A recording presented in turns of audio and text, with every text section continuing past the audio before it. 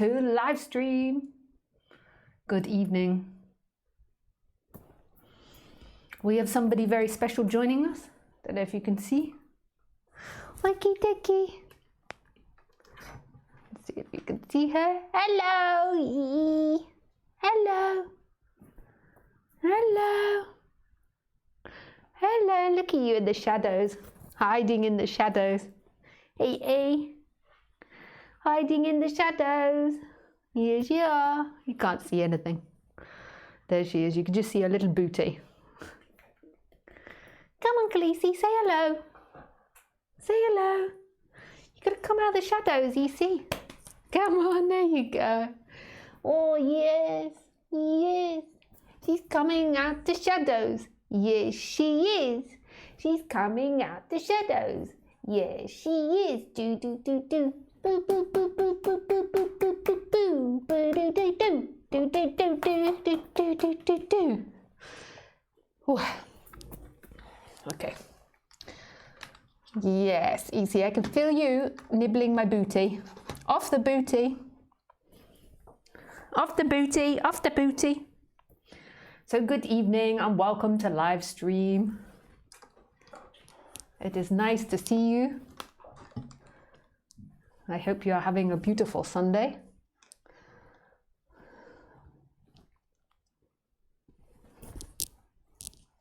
Hope that is working. All is well here. Yes. I am having a nice Sunday. Just the old menstruation time. So a little bit of a relaxed day. A little bit of a day off, which is very nice. Except this talk now. Me and Khaleesi went for a long bike ride along the beach.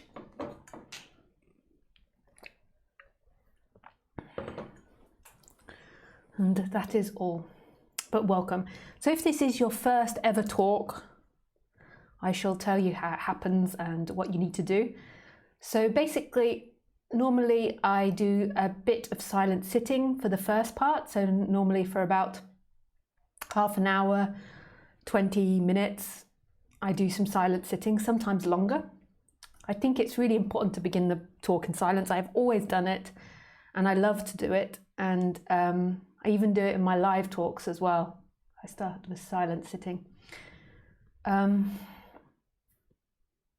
Then I do an introduction, which can last anywhere between normally 15 minutes and 45 minutes. And then after that, I open it up for questions. And you can either write me a question on Skype or you can call in. If you want to call in, then it's best to send me a message saying, call me. And it's important that you have a headset with a microphone and good internet connection, because otherwise it can create like all types of funny sounds. Like, I don't know if you've been on Skype before and you notice it's like, woo, woo, woo, woo, woo, woo. And that's basically the sound going between speakers. So that's important. And you've got good internet connection. And also, if you want to call in, just a good thing to do is try to direct yourself prior to, because I can imagine that it's quite nerve-wracking, like calling in, because there's maybe a couple of thousand people that are going to listen to you. So I can imagine that that's nerve-wracking, and I try my best to make people feel comfortable. But maybe it's good to like center yourself before and think about, okay, what is it that I want out of this question, and what is it that I want to express? And I just say that as a way to help you, because sometimes people call in and then they're just like, oh, and then they maybe expose too much or say things that they don't want to say. So that is just my recommendation. But you can also just go for it if you feel to. My Skype address is LisaCairns12, and you find it in the box below. If you want to attend any events that I'm doing, the next event I'm doing is in Spain at the end of May, the 23rd to the 30th of May.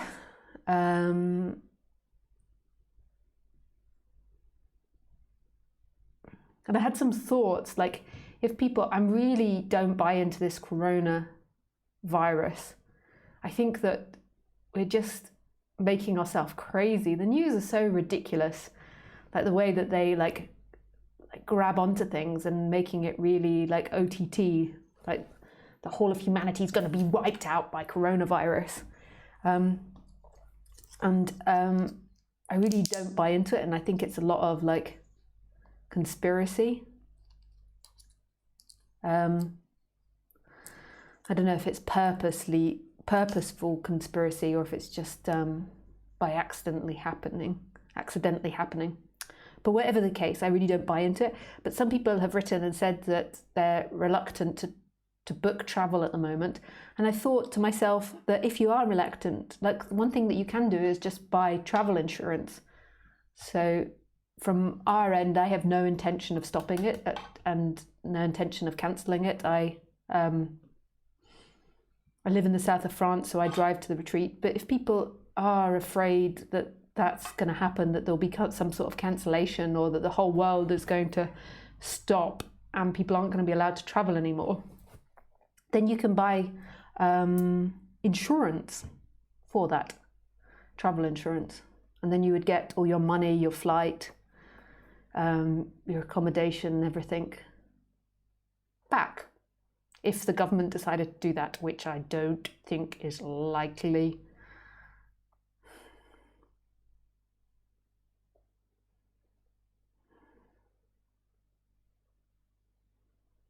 But who knows? People are being crazy about it. But that's maybe very political. Maybe some people are like, no, Lisa, this is very serious. I feel like everything works by the power of the mind. So the more that we invest in the negativity of the coronavirus, the more that will come about. So that's my perspective on it. Yes.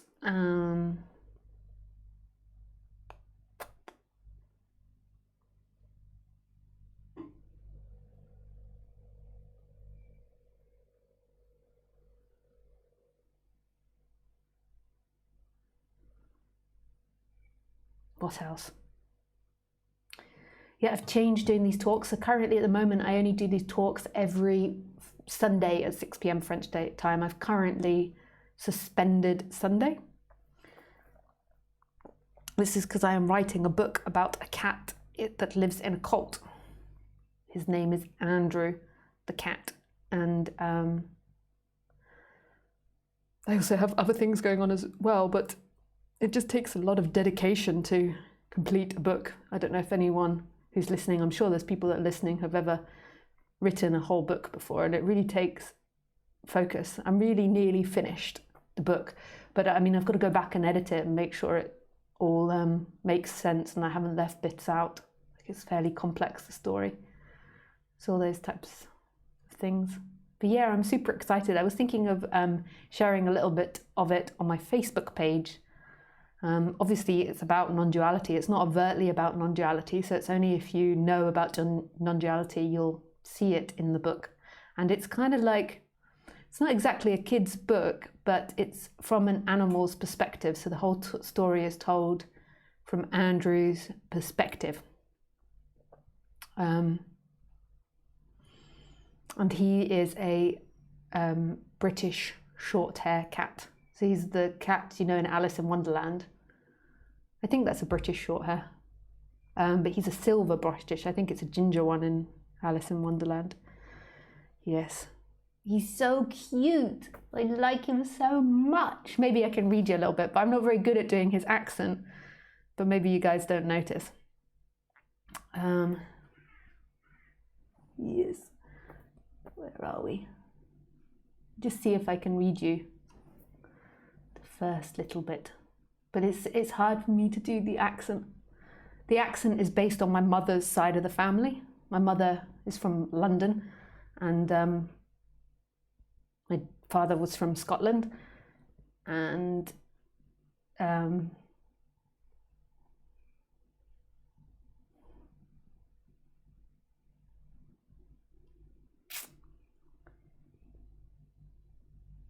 and they were like from predominantly working class West London. Or in London, you have like hundreds of different accents. So if you are from the area, you can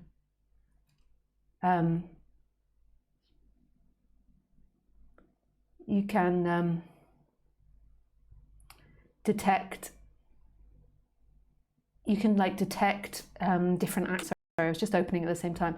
So you can detect different accents from different areas.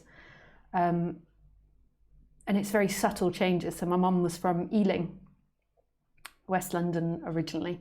And he's kind of like, he's from there. And he's a bit, in England we call it a bit of a Jack the Lad. But I don't know how to translate that into American or into European or Australian or Indian. What other English languages do we have? I don't know if you'd have that Jack the Lad, but English people will know what I mean by that. So this isn't the beginning of the book, but it's near the beginning. It's in the first part. But I just start it from here because it's like it makes the most sense. The first time I met the mother, the leader of the cult, was down the 7-Eleven on Koh Phangan Island, Thailand.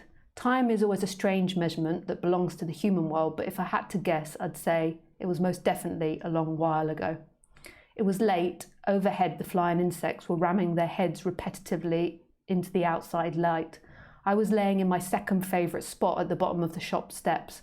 The mother nearly drove into me and had to swerve to miss my mighty fine body. I thought she were going to crash, but luckily she got them white, hairless legs down just before being catapulted into a yellow trumpet tree.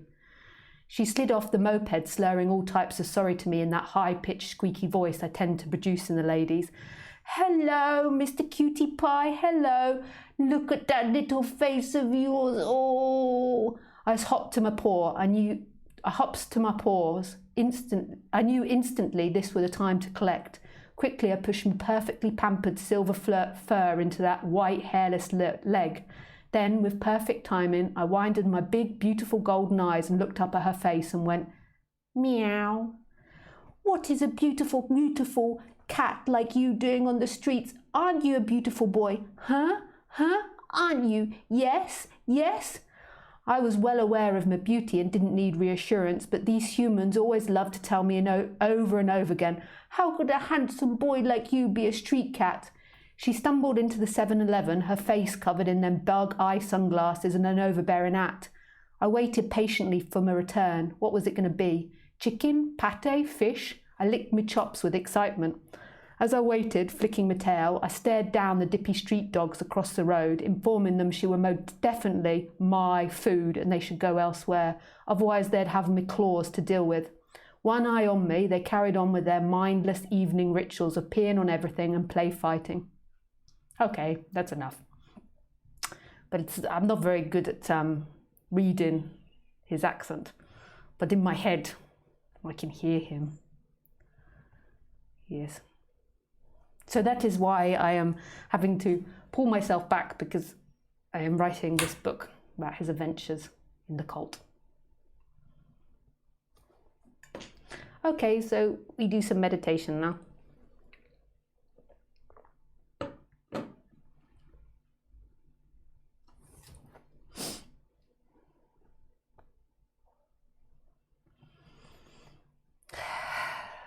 So I just talk about meditation for a moment. So the reason that I get you all to do meditation, or actually, I don't know if I do it for a really strong reason, but the reason that I like to do it is because there's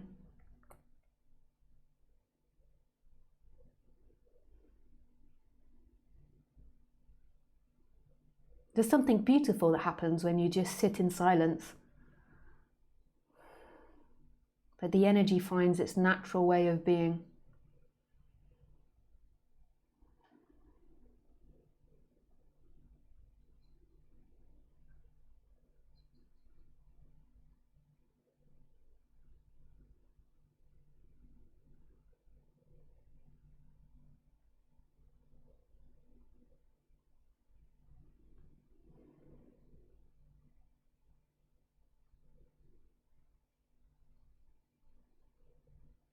And so for some people though, when they first start meditating, it's really difficult for them.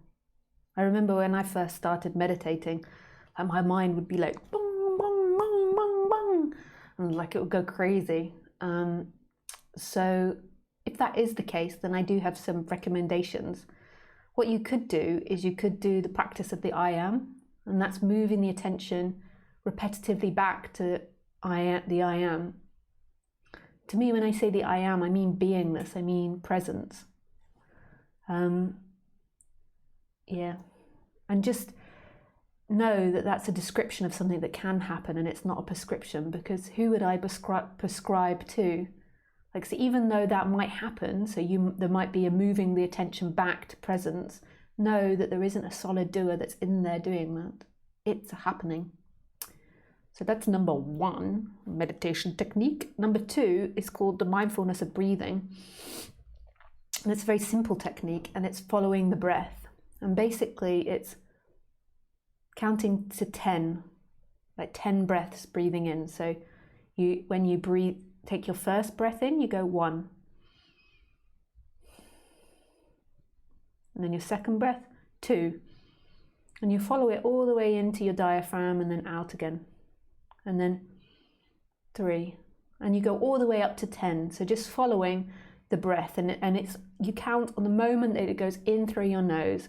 And then when you get to 10, you come back to number 1. And basically what this is doing is it's just training your mind to not drift off into thoughts, but to stay with the actual experience. And again, know that consciousness is already there. Freedom is already there. So that live presence is already there. And that you can't be present, because you and the one that's putting effort into being present is being experienced. But it's like a super helpful and healthy technique for the person, because the person tends to be ruled by the mind and by thinking, and this is a way of training the mind and training the body not to be ruled by just the third eye chakra, like the thinking area. Yeah, but again, know that the whole time that you're doing it, so there's this apparent you that's doing this activity, there is consciousness that's experiencing that, and that consciousness is who you truly are, and that consciousness is actually creating the movement of the person that's focusing on the moment. So it's actually God that's doing it all, but the person is always like, me, I did it, it's me. And so you're not actually meditating. There is nobody that would meditate, but it is good for the body-mind, because the body-mind tends to be lost in thinking.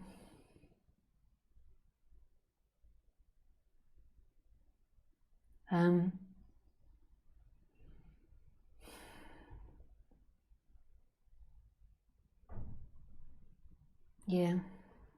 Just like exercising for the body-mind is super helpful. And if you've got unbalanced chakras, doing chakra breathing is super helpful. But know that there is a consciousness that is experiencing all that, and that the one that feels like the doer isn't actually the doer, but is an experience appearing in who you are. So nice. So now I've said all that, we can meditate.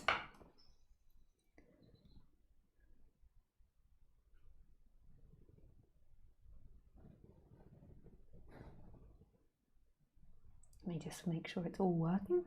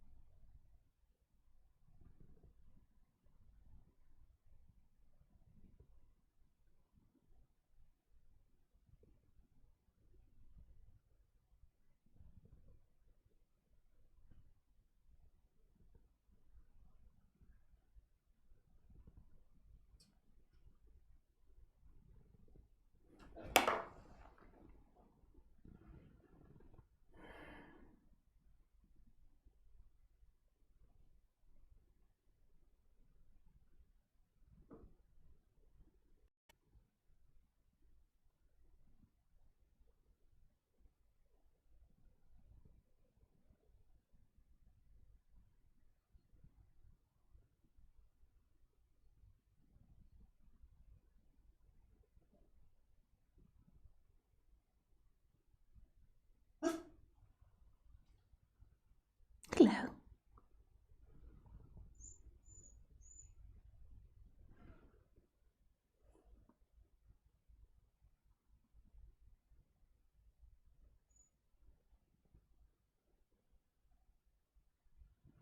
I'm just going to let Khaleesi onto the balcony. Please carry on meditating.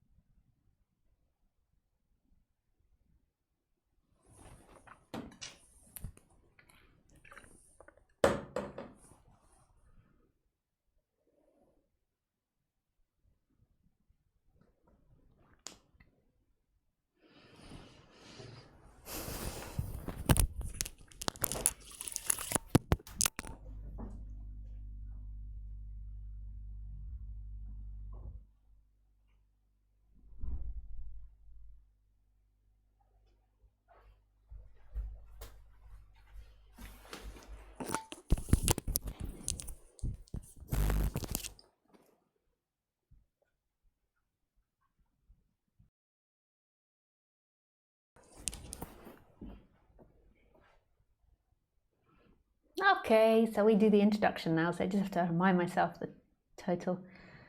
The connection between a me and the solar plexus chakra.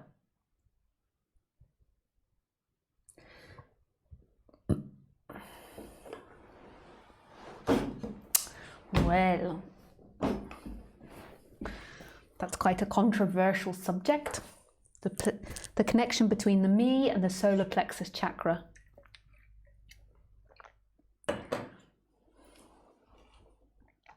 So first of all, what is the me? So the reason I've got to say it, I don't normally call it the me, like I'd call it the identification or something, but I didn't have enough words. Like you only get a certain amount of words for the title, so I had to put the me because it was shorter than identification or the sense of self. So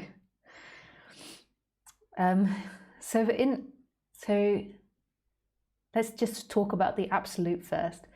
So in the absolute, there isn't a person looking through this body or having an experience. There is consciousness, and you don't even need to call it consciousness. You could also call it energy. The reason I like the word consciousness is because it kind of makes more sense if you say that. But in the end, it's like a mystery. It's like an unknown. There is something that you could even call it creating consciousness, which is looking through. Or you could just call it consciousness. Like we don't know what that consciousness is. It's a happening, and that seems like the base thing that can be found, that there is watching happening, there is experiencing. So you're not in deep sleep now. There is recognition that this is happening. A lot of people confuse consciousness with personal awareness. So all teachers talk about it differently. I use the word consciousness as the big consciousness, as the absolute. But some people use consciousness as personal awareness. And some people use awareness as the big consciousness. So everybody has different words in which they use it, and you just have to adapt to the different terminology. The reason that everyone has different terminology is because there is no truth. It's not this way or that way. It's not words. Like what's being talked about is beyond words. Words fail in comparison to it. They're like wisps of smoke in what you truly are. But we use words, and you think that you're getting something, and you're like, I think I understand. I think I'm going to get enlightened. But actually, what's being talked about is beyond that. It's really magical. It's really beautiful and magical. So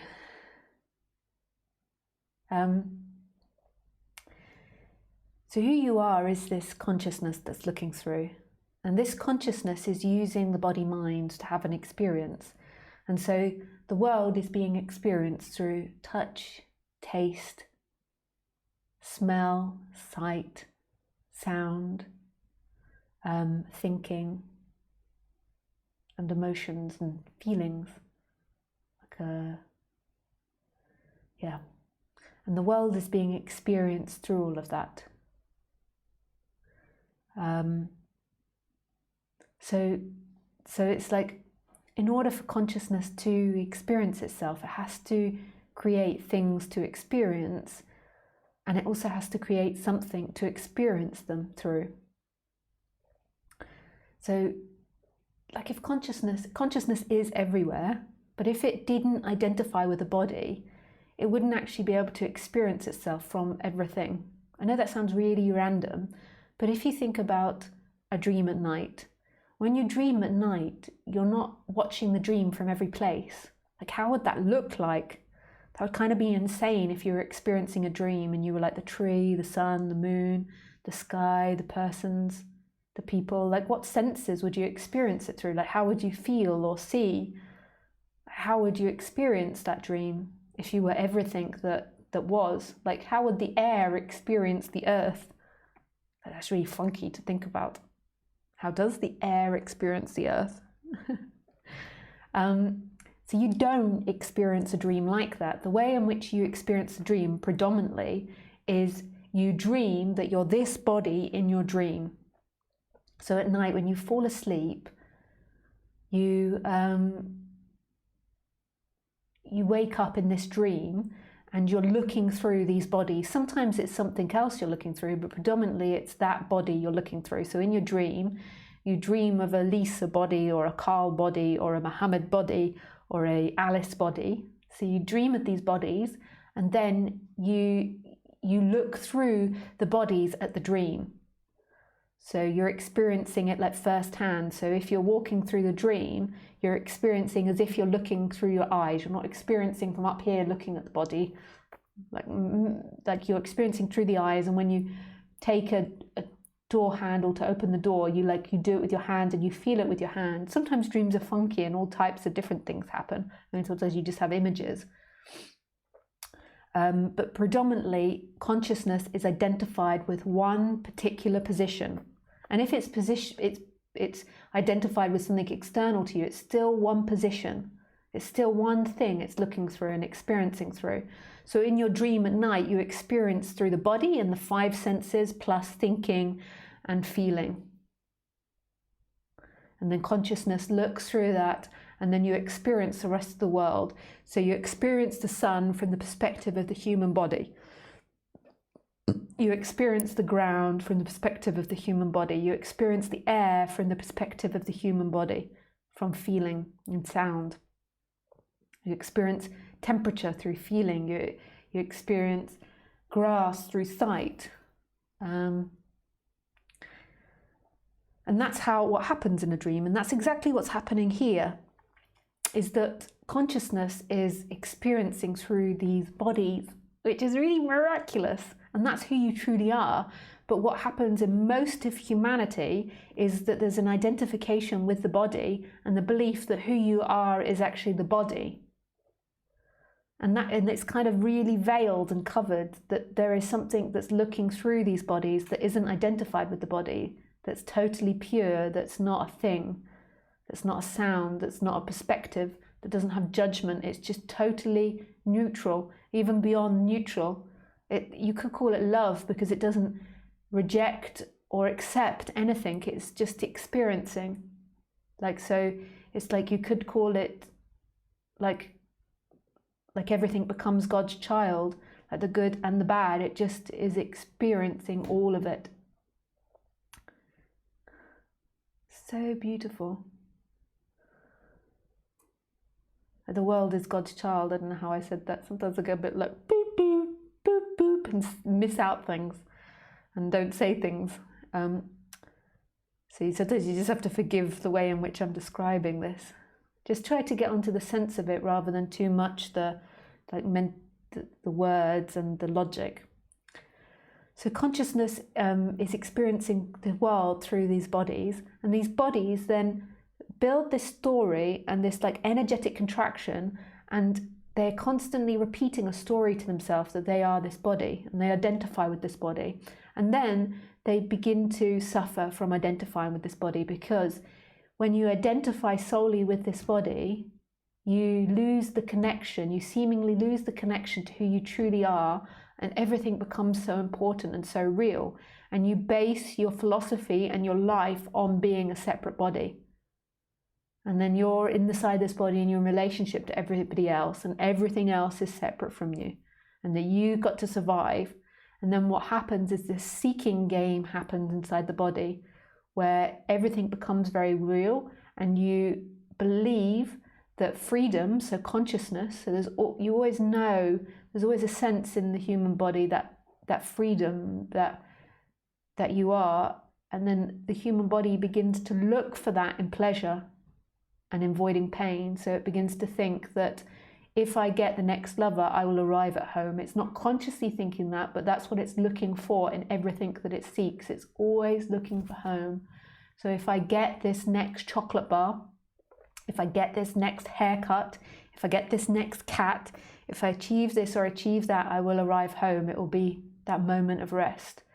And the moment of rest that you're truly looking for, that in some level everybody knows and everybody remembers, is actually the consciousness that's experiencing now.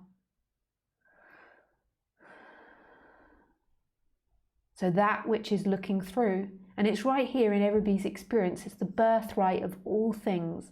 Everything is that consciousness. It's so miraculous and wonderful that you never left it. It's here, it's that which is experiencing. But that's not satisfying to the person, because the person might hear that and might understand it, but it's still identified with the body, and then therefore the person still has the seeking game and still wants to arrive at rest. So the person might get that, it might even be glimpses or awakening, but the person feels dissatisfied with its life because it's always waiting to arrive. So it's kind of like in this sad conundrum. Sometimes the person experiences happiness and moments of happiness and enjoys its life, but predominantly it feels dissatisfied because it's disconnected from source, from who you truly are. And it believes in a lie, it believes in a fallacy of you, that you are a separate person, that you are the doer, and that you're living your life. There is nobody that's living their life. There is only living happening. There is only experiencing happening. Like when I say that living, I mean there's only beingness happening. There isn't a person that is alive. There isn't a person that is separate. It's so sweet.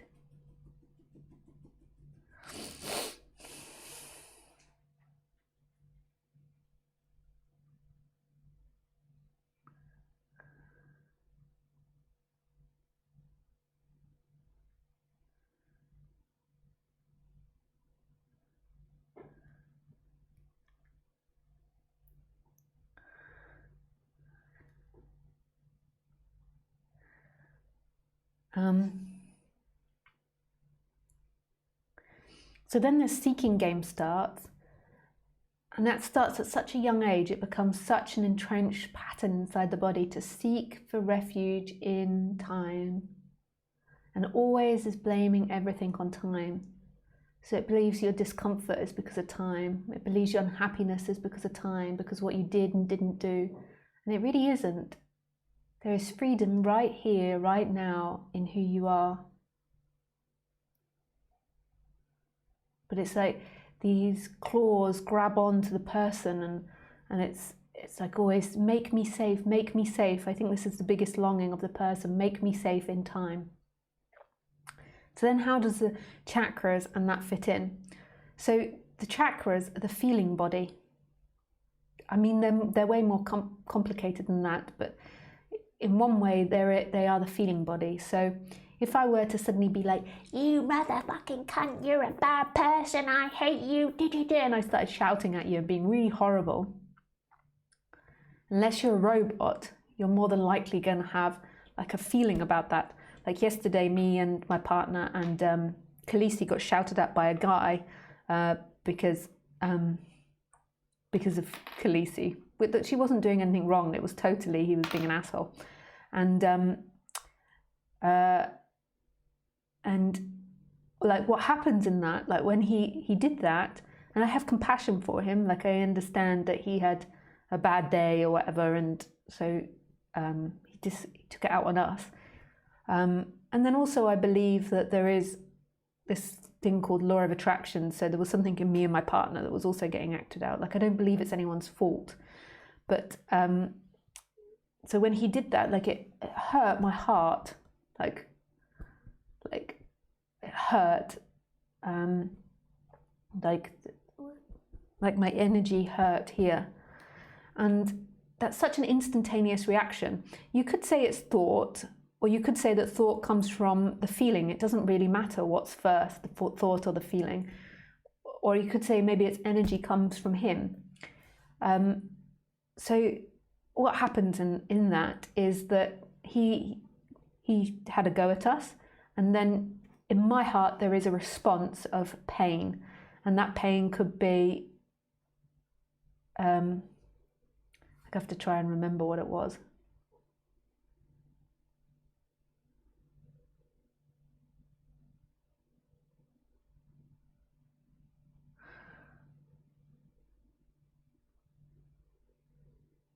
I think it was like a fear and a sadness about humanity's potential of violence. I know that sounds really like dramatic, but it's like, you know, when you see someone get very angry over nothing, like like it's like that fear about, you know, when humans don't explore the nature of reality or themselves, like, and they really identify with being someone, there can be lots of suffering and they can do really mean and violent things. And I think that was the fear in my heart, or the sadness in my heart, like something like that, like shock. And that, what is that? Like, everybody knows what I'm talking about, unless you're like really robotic and really cut off from your body, but you know what I'm talking about. Like when your boss shouts at you, or when someone's inappropriate to you, you feel it in the body. There's like this bodily response. And then there might be like mind chatter, like lots of mind nagging about it, like, you should have done this, they should have done that, whatever it is. But initially, more than likely, you feel it as an energy in your body. And we always ignore that kind of in society. Like, we mostly focus on thoughts. It's the same in some spirituality is more bodily incorporated, but a lot of it focuses on your mind, like in psychotherapy and a lot of spiritual practices, like meditation and your thought processes. But there's also this instantaneous bodily reaction that happens. And you could say it's also thought in a way as well, but it's like really bodily thought. It's not like an intellectual thought. I once read about this transplant, like this lady had a heart transplant, and when she had the heart transplant, she began to have memories of the other woman. So she got this other woman's heart, and she had memories that the woman whose heart she got had died, but she had memories, and she like knew the husband, and she could feel this other woman. So you can see that thoughts aren't just a mind thing, they're also like a body. It's like our body is interpreting the world, like on this intellectual level, which is really amazing.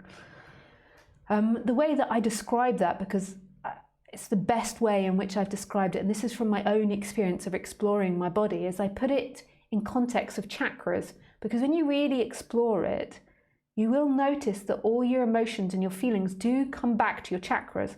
Sometimes you feel it in your arm and legs and other places of the chakra, but if you study chakras and you study meridians, say from Chinese medicine, you notice that these meridians are all connected to these chakras.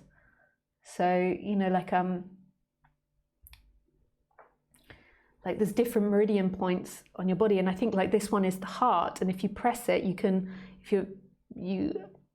begin to feel that in the heart chakra, and you become very sensitive. So we have these chakras that have emotional responses to the world, and the thinking is just the third eye. So it's only one of our chakra, like our actual thoughts, that say that person was bad or that person was right. And then our body has like this emotional intelligence. And when you feel fear, you might feel it in the sacral chakra. When you feel anxiety, you might feel it in the solar plexus. When you feel ungrounded, you might feel it in the root. Sexuality in the sacral, heartache in the heart, love in the heart, feeling suppressed verbally in the throat, not being able to express, or feeling like you can express yourself, feeling more connected up here. Like we do know this, and we have references to it in our language. Like in English we say shit yourself because you're so afraid, and so in Chinese medicine and in Ayurveda medicine, that would be related to the intestines. And you can feel this when you become really sensitive, and I call them traffic lights. And there's nothing wrong with the negative or the positive. Like, it was totally appropriate that when he shouted at me and was rude to me, that my heart went into the negative. If it went into the positive, I wouldn't have a correct response to him. So if it went into a positive of like, oh, he's so lovely and he's so wonderful, what beautiful words he says, I wouldn't be having the correct response. So by it going into the negative through that experience, I then had the correct response to apologize. And like, he was angry because he was angry at the way I controlled Khaleesi, but I wasn't doing anything wrong really, but I apologized and I just moved away from him. So that was the correct response. So our chakras are meant to have positive and negative response to things. They're meant to go on and off in these traffic lights. It's like when it's green, so when you have the positive response, you go forward towards the pleasure. When it's red, you go backwards, and when it's amber, you're like, I'm not sure. And the body is like really accurate to it, and all of them say different things. And we've got our thinking one, which is only one of our chakras, and that's also important.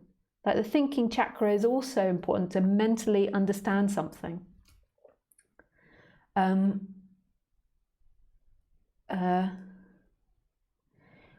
But what happens when we identify with the body? So we have this body, this amazing body that's interpreting the world.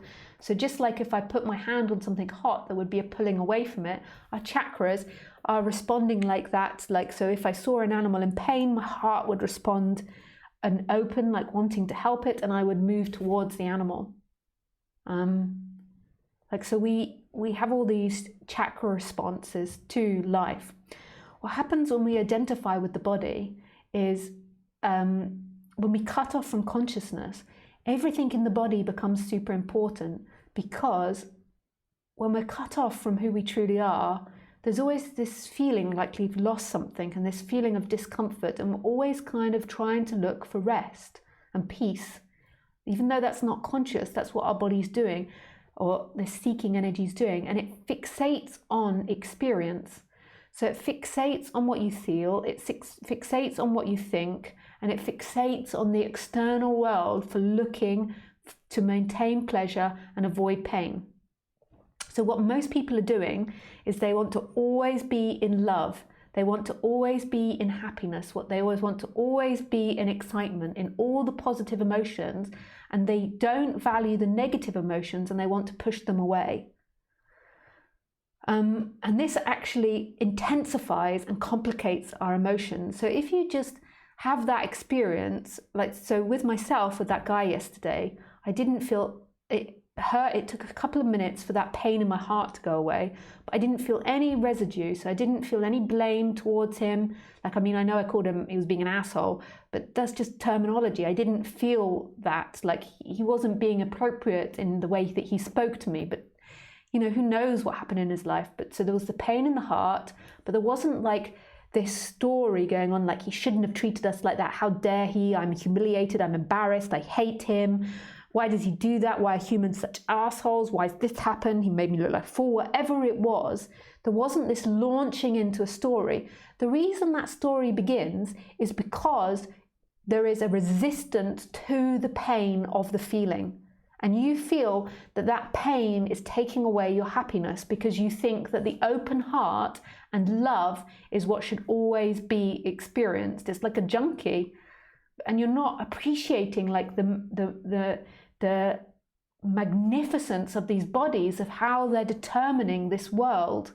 And then by doing this, by pushing away your feeling, what you're actually doing is encouraging it, because you're like talking about how you should push him away, like he's an asshole, like I never want to be around him again, I never want to be around people, I want to be in a society where there is people like him, if he was enlightened, So there is this mental pushing away, but this actually produces more discomfort in the heart, because this is a negative story you're telling. So you're thinking about all these negative things, and it actually is contracting your heart even more.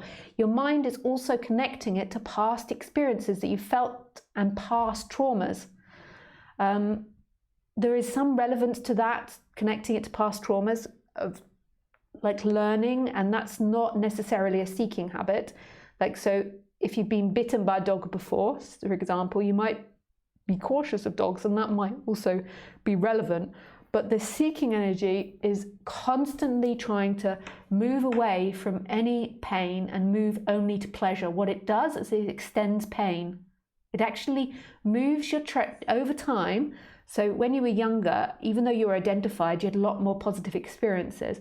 But over time of this game of always trying to be in pleasure and avoid pain, you encourage a negative mentality, because you're trying to get away from uncomfortable experiences.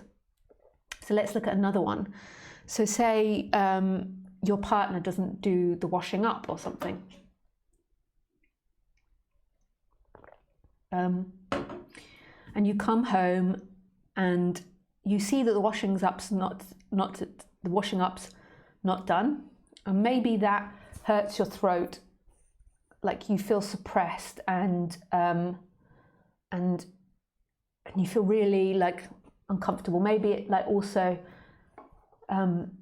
hits your sacral chakra because you feel fear about the confrontation or something, and it hits your throat like he didn't listen to me or she didn't listen to me, they didn't do the washing up, and a mentality starts and your body goes into negativity. The reason it started is because you believe this is who you are. You believe that they're a separate doer external to you, that you're two people that have free will and autonomy, that they chose to not do it, that you can influence them, and you believe that their action is creating unhappiness in you.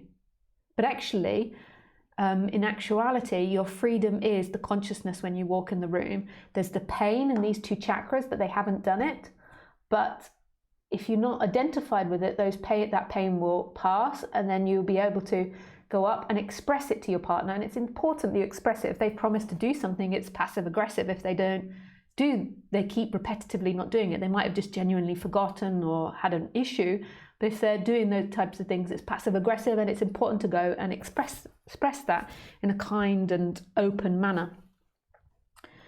So it's important that these chakras realize that the partner's been inappropriate, and not just like, oh, I'll do the washing up because I'm so blissed out. You're not going to have a healthy relationship, but you a lot of people get into this mentality that you're always going to be like, hey, come, fuck me, please, come, fuck me, yes, everything's good. I never have a problem with anything. And that's a total lie. You've got to have these chakras.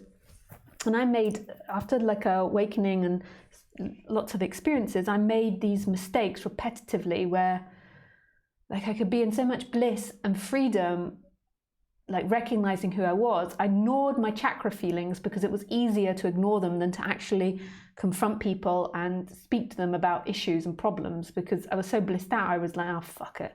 Who cares if the washing up's not done? But then that's actually going to work. Like in the end, that will end up being a tsunami of problems. It's like having a kid and never disciplining it. If you don't put up your boundaries with people, it's like if you have a kid and you're always giving in and giving them chocolate and candy and like never setting boundaries, you're in the end going to end up with like a tyrant of a kid. The same with a dog as well. So it's important that you have these chakra problems. These chakras going into the positive and negative, so them having their traffic lights so you can navigate the world. But the difficulty or the suffering comes when you believe that is you, and you believe your happiness is on experiencing the positive chakra feeling.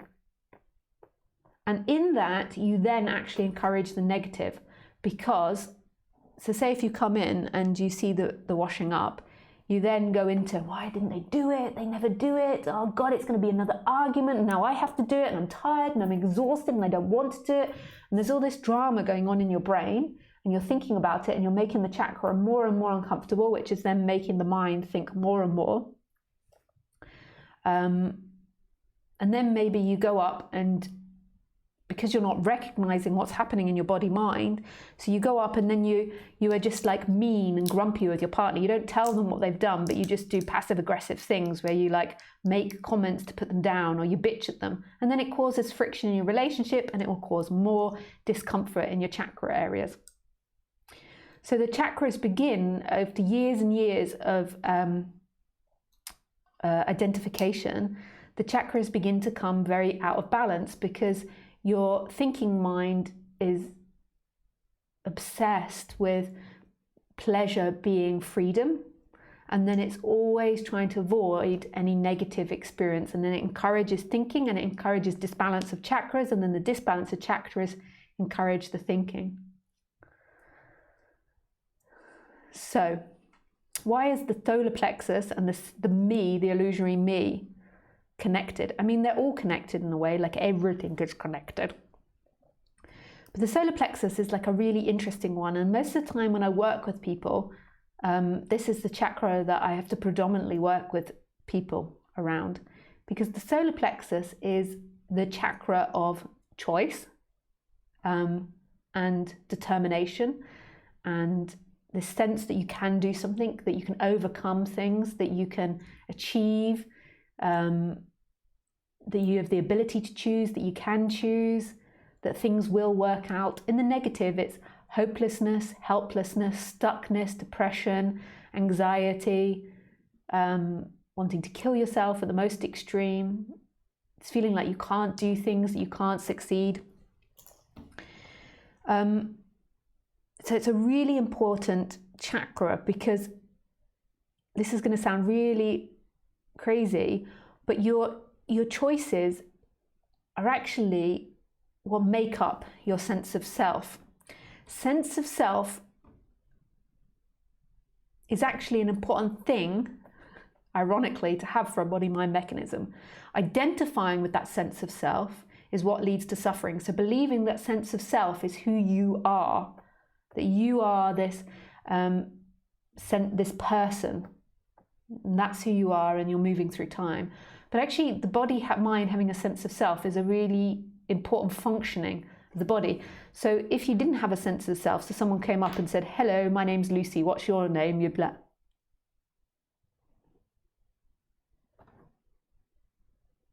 "I am consciousness.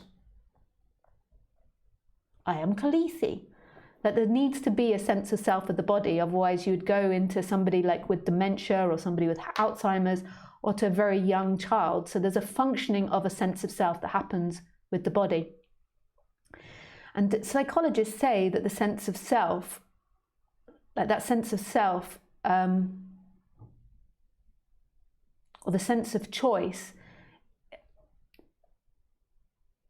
and the sense of like what you want, is a huge part of the sense of self. And it's an important part, and it is an important part.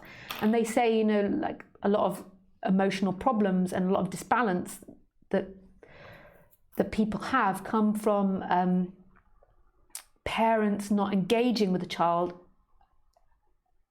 about what the child wants, and parents pushing onto the children the parents' wants, rather than engaging and encouraging the child to find out what it wants. Now, there isn't obviously an identity here that really has wants or not, but the body has a functioning of looking at the world at what it wants. So it has a functioning ability. So we can line up like 10 different foods, and the body can look at the food and it can decipher what one it wants. And that's an apparent choice, but it's not actually a separate entity's choice. It's actually a functioning of the body-mind. So if we take Khaleesi, for example, I could put in front of her a courgette, a carrot, a chicken, and a fish, and give her that choice. So she would look at them, and she doesn't have this internal monologue that's like, I'm going to choose, Khaleesi's going to choose, I'm going to choose. She simply chooses, a choice happens. And the choice happens based on her particular life to date. And I know that she's going to pick chicken. I can bet you thousands that she would pick chicken in that experiment. So, and we as humans call that free will, but it's not really free will. It's dependent on her genetic structure, on her smell, on her history as to what I've fed her. So it's actually dependent on everything that came before the choice. But in the moment, she has a feeling of choice. She doesn't have to sit there and be like, I can't choose, I'm powerless, it's never going to work out. She has a sense of feeling empowered, like she can choose. And that is a very empowering and a really positive attribute. So like an abused dog would be one that like you're never letting it do anything. You're always keeping it in this cage, and you're never like letting it like choose these things or do things or have choices of its own. Like you can imagine like a dog that's just kept in the cage and it's given its food and it's maybe walked twice a day. It will end up being a very bored and maybe even frustrated dog. It won't suffer, but it will exhibit like low self-esteem, and it will exhibit all these issues.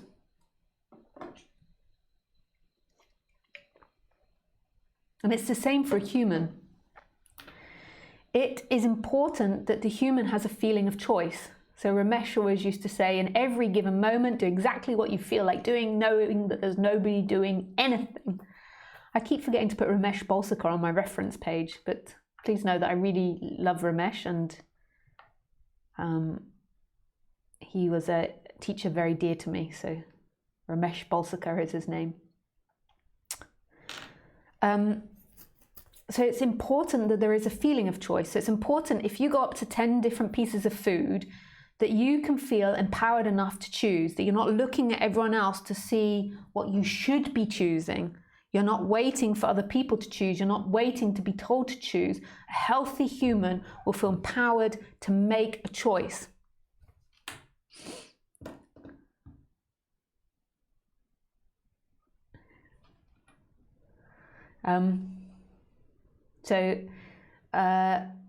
And it's the same with other things as well. So say if it was a job or whatever situation it is, that feeling of feeling empowered to choose is very important and healthy for a human.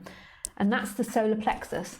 So, and it also, your choices are what makes up your sense of self. So like the fact that you chose to get into non-duality, the fact that you chose to have children, the fact that you chose to go to school, the fact that you chose to educate yourself, the fact that you chose to earn money, you chose to have a cat, you chose to create a bank account, you chose to save your money, you chose to go on holiday. If you think about describing yourself, a lot of the description of the sense of self, the sense of you, will be about the choices that you've made. It's really important, this appearance of choice in human culture and in human society. And your whole life is always being dependent, apparently, on what you're choosing and what you're not choosing. So the sense of choosing is a big part of sense of self. It's not all of it, but it's a big part.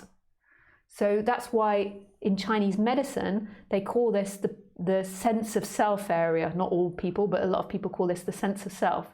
And it's also this willpower, this determination as well. And a lot of people in our society have a very negative sense of self. They feel like they cannot choose. They feel like they're trapped in society. They're trapped by money. They're trapped by their partner. They're trapped by their parents. They feel victimized by a lot of things. They feel like they can't do things. They feel low energy, lack of energy. And that all comes from the solar plexus chakra.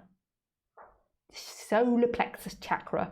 And then what happens for most people is that they believe it's true. They're not even conscious that it's there. They just believe it's true. So if you've got like this whole issue with society, like society's so fucked up, it does this, it does that, and it does that to people, and you've got this whole issue with society, you might believe it's true. Like we can objectively discuss society, and we could say that like capitalism doesn't seem like the best scenario for humans.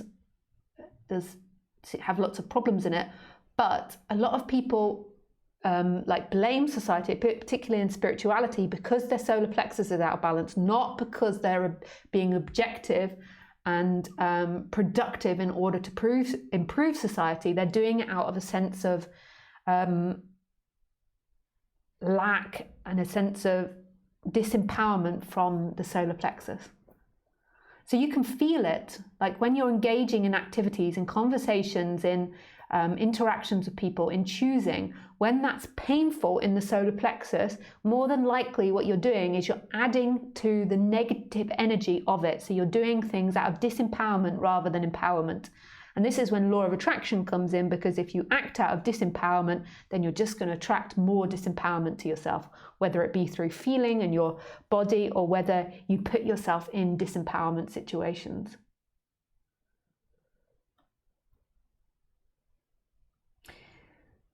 But the feelings of the solar plexus aren't inherently identified. They are only feelings. The person identifies it and then makes the feelings worse, exaggerates the feelings, and sometimes they can last for years or an entire lifetime. But they're not inherently identified. They're just an expression that happens in these bodies, the chakra, and then there's this energy that comes in and sucks onto it, and it's like, I am this, I am that, and it believes that it's its reality. Like, I am somebody that hates society. I think society's fucked up. And we can discuss that and you can discuss it from your negativity, but the best way, the most healthy way to me as a human is like making change and discussing and putting energy into that which expands your chakras, not which contracts it. Like, this is such an important basic lesson of being human, that it's so important to act from a place of expansion. It's also important, obviously, to act when it contracts, but, oh, there's somebody calling. Does that mean that there's a problem? Did my Skype call cut off? I don't think so. So, this is a, so it's important to predominantly act from an expansive place. It's also important to move away from things, like with that guy, like that pain happened and you move away from it. But predominantly when you're making action, when you're going out in the world, you want to go with that expansion. So I'm not trying to say always avoid the negative of the contraction, but so like the other day, I was speaking to someone in a one-to-one session, and I can't remember what I said to them, but it was so distinct. Oh yeah, I was saying to them that they were saying they want to put themselves out more on the internet, you know, for their business and stuff. And I said something along the lines of, the internet can have a dark side to it. And as soon as I said that, my chakra went into the negative. And, you know, I went on saying there's dark side and positive side and blah, blah, blah, blah, you know, doing the whole talking thing. And I could feel that this was coming from an old pain, maybe an old seeking pattern of Lisa, and that it was actually contracting my solar plexus, and that wasn't the right thing to engage and to talk about. It doesn't mean that, like with the internet, so say with I don't know, what are they called, Instagram or Facebook. Like, I'm not a fan of social media. I have to use it for these talks, but if you follow me, you notice I really don't post much on it because I'm not a fan of it. And that's my reaction to it. So when I look at it and interact with social media, like the chakra contracts, and so I move away from it. And then if I feel expanded, then I go and I, you know, post on it or whatever it is. And that's a natural way of movement, and it's important to act from a place that expands. But when I was speaking to him the other day, I was encouraging negativity in the solar plexus just from a conversation. And to me, that is like old patterns that you don't want to engage with, you want to move away from. Now, on the ultimate level, it's God's will as to whether you move away from it, but it appears like there is this recognition in the brain that the chakra is going into the negative through my current conversation, and that it's not appropriate to be saying all these bad things about something. It's encouraging like a negative train.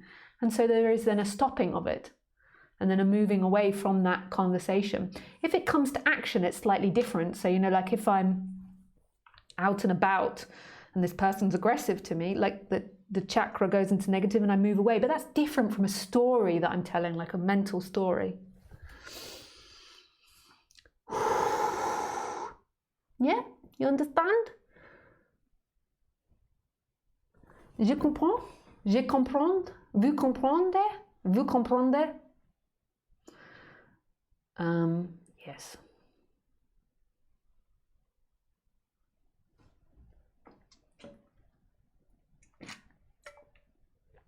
And what you want to do is you want to, chakras are always, the chakras are neutral, or you want to move towards expansion.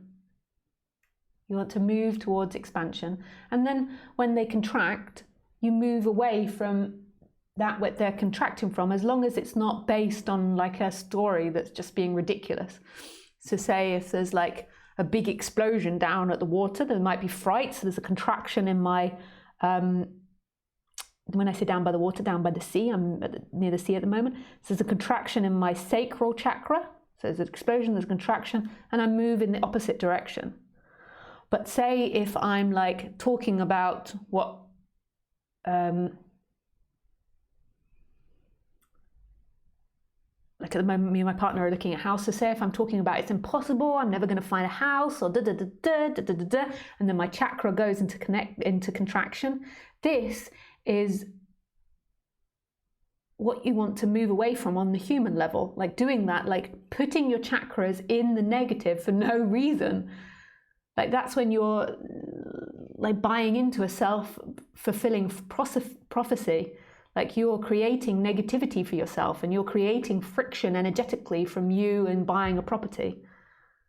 So you listen to them in practical ways, and then they're neutral, and you're not encouraging them to go into the negative, which most of the time most people are doing. That they're constantly criticizing or talking or moaning about a friend, or moaning about this or moaning about that. Yeah. Okay, we have to go to questions now, because I've said so much. I have no idea what you've resonated with or what you're confused by. So we'll now go to questions. Gosh, I need a pee pee pee pee pee pee pee pee pee pee pee pee pee pee pee poo. Pee pee poo. I actually just need a pee pee. Hi Thomas. Hello Lisa. Carnivorous virus is all smoke and mirrors. IMHO, not too worried at all. Fear mongering like they did with SARS, the pig flu and similar. I agree.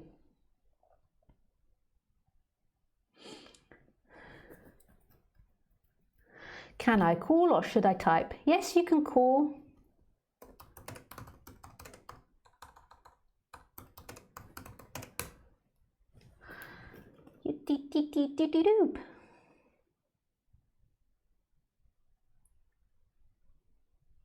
Black hole, black hole. Video and audios.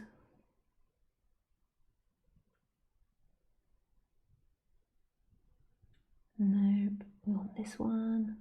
Black hole.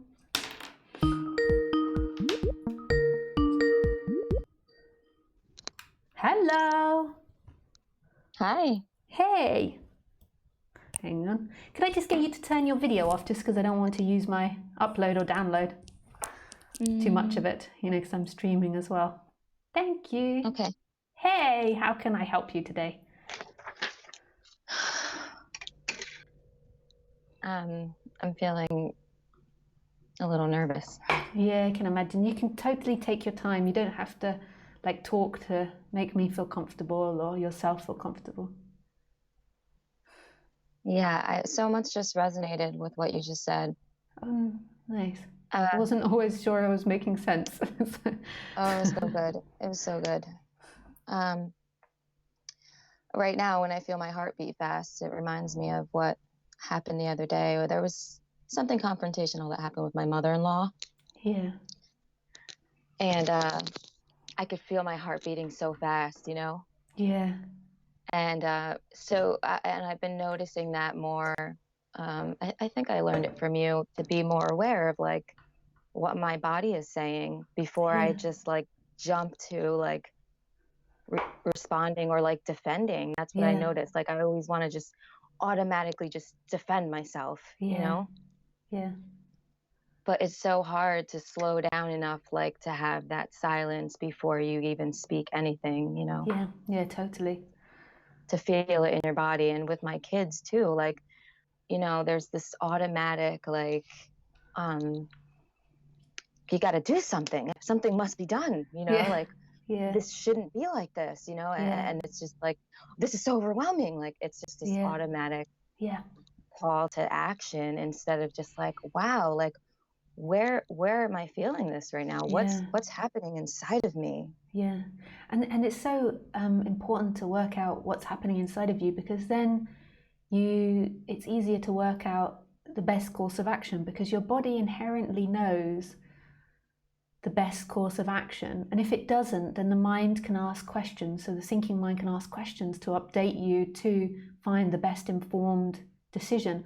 When you're just going off automatically, you're normally going off like past karma or habits, or like traumas, or what your parents or society have taught you. So you're normally going off default, which tends to be, because most people have identified with the body and identified with their chakras, it tends to be like negative rather than productive and positive for you. Unless you've had a lot of training, you tend to go into like fight or flight or freezing mode and go to what you've been trained to do, which tends to be identified and from a negative perspective rather than an expansive perspective. Mm-hmm. Yeah. And so I'm noticing that with my kids, and how much more beautiful our connection is when I'm not when I just slow down, and just like don't say anything to them, because you can be so cruel from that place, like you said, like this negative, like then when you're negative and cruel, it's like this breakdown of the connection between you and your child, and then also, like allowing his big emotions, both of them, they're so young, they're 2 and 4, and like this allowing of their big, huge, overwhelming screams. And it's like, I'm so conditioned to be like, don't cry, or, and I'm actually, I'm aware of it. So I never ever say that to them, or I usually just allow them. I just say, I hear you, I hear you. And like, but we're so conditioned to like, no, don't feel negative, like it's such a prevalent thing with like our generation. Like I feel like more conscious parents are happening, but like when you see it everywhere, like don't feel what you're feeling. No, that would be the worst thing right now, Don't embarrass me in front of these people. That like, it's like so common. So I'm so grateful that I'm able to like, and sometimes it gets a little tricky, because it's like, sometimes it's so overwhelming that it's like almost like I have to draw a boundary sometimes. Where is the boundary between like, you're yelling at me right now because you're upset, and like, so, like my sister said, like if you're not putting a boundary down, you could just say like, I'm just gonna walk over here, instead of being like, don't you yell at me. I'm just gonna walk over here, honey, until you are less upset. But then my mind says, well, then I feel like I'm abandoning him, like I'm a bad mom because I'm abandoning him, So it's a tricky thing. And I don't know with kids, I only know with dogs. So I've never had a kid. I mean, I used to work with like young adults that had emotional behavioral disorders when I was in my early 20s, but I don't know. I'm sure it's incredibly complex. I just know with dogs. I've always had dogs. So I can only relate to that through like the dog, like when the dog does things or crosses boundaries. So I feel like that there can be, like you said, if you're going to keep giving the child candy and whatever, like they're going to end up this way, you know what I mean? So sometimes it's like there can be a healthy boundary. There can be like I love you and I'm not going to let you. You know what I mean? Like instead of like don't you dare talk to me. And I think when you slow it down, your body does know those places, but sometimes it's really difficult to do that. Like I was when you said that about embarrassment, I was out with a good friend of mine like 6 months ago, and he took me out for dinner, and I took Khaleesi. Like it was in France and it was warm, so we sat outside and had dinner. And I hadn't walked. It was all my fault because I hadn't walked Khaleesi prior to it. So when I went to the restaurant, it's like going with a loaded gun. I'm sure you can, like. So it was like she was when so kids are tired or hungry, don't take them places. Yes, same thing. And so she was like a loaded gun, and like everybody that went past, she had to bark at. And normally she doesn't do that. She just sits and lays down like quietly in a restaurant. And like I remember at one point my friend just wet themselves laughing because I turned to her and went, Khaleesi, you're embarrassing me. Like it was like this little kid went past that was like 5 years old and she's like this little kid, and I was like, oh God. And in the end I had to get up and walk her, like so I had to leave the meal and like walk her around.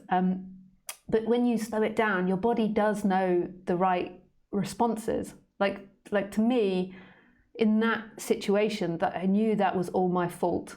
Like I hadn't had enough time to walk her and I shouldn't have taken her out for a meal. Like that's unfair to put that expectation on a dog.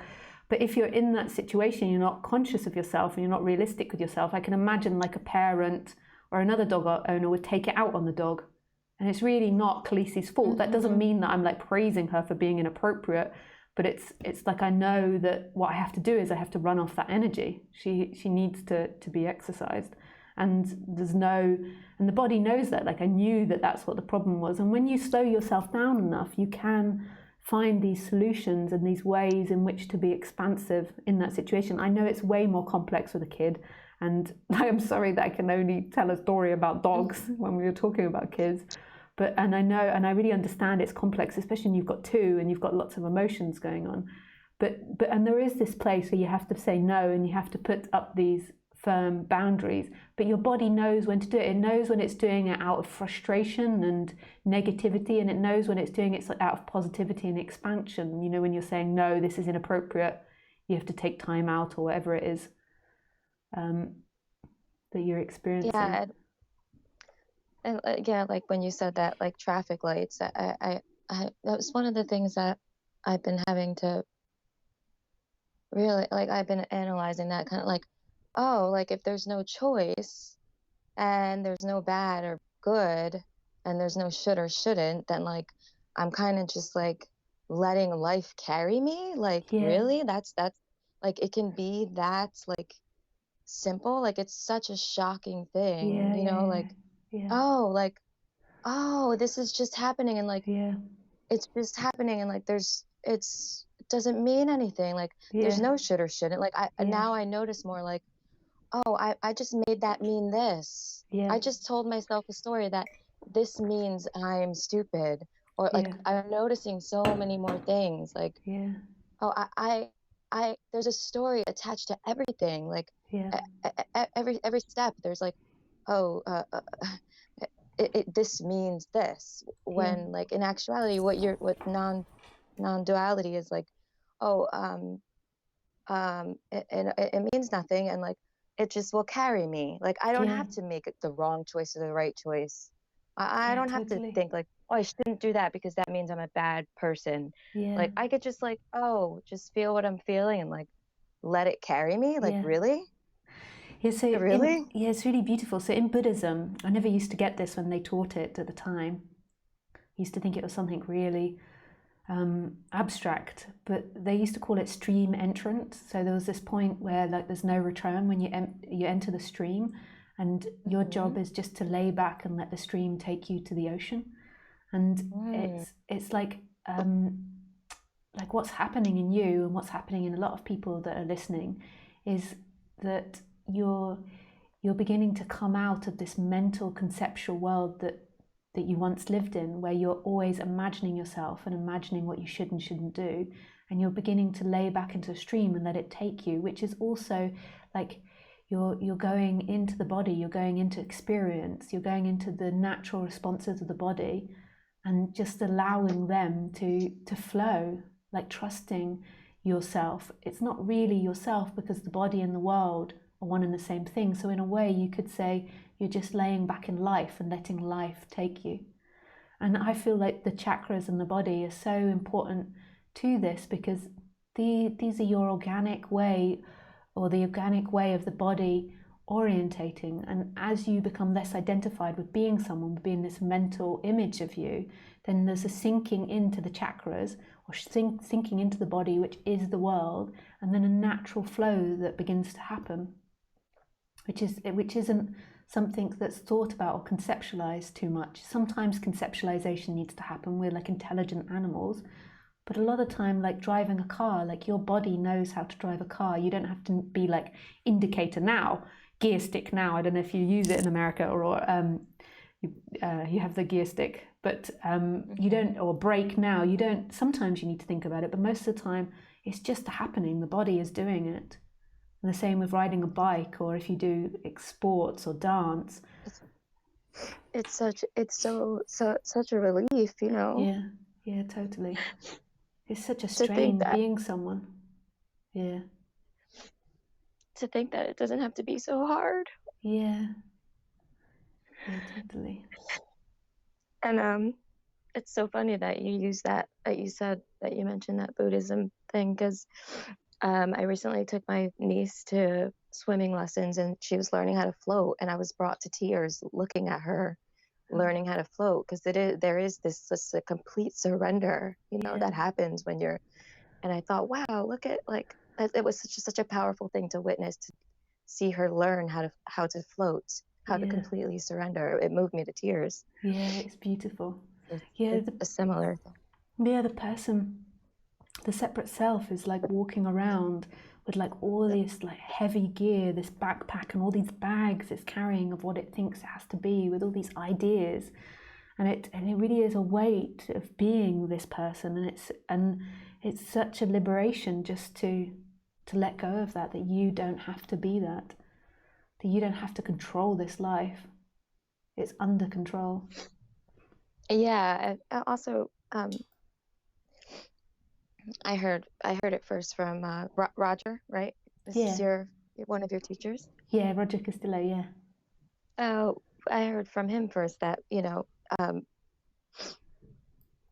well, when there's no choice, it's basically like, this was the first like kind of realization that I didn't have to feel guilty. Like when my children, like sometimes they fall, or, you know, they hurt themselves, or something happens where I attribute it that it's my fault. Yeah. So I feel so guilty because they're in pain, and, oh, I didn't pick that up, or I'd let them play over there and they fell. And it's like, oh, I learned from him where it's like, oh, that just, it wasn't my fault. It actually just happened. Like, you know, it wasn't my fault. I don't have to blame myself for it.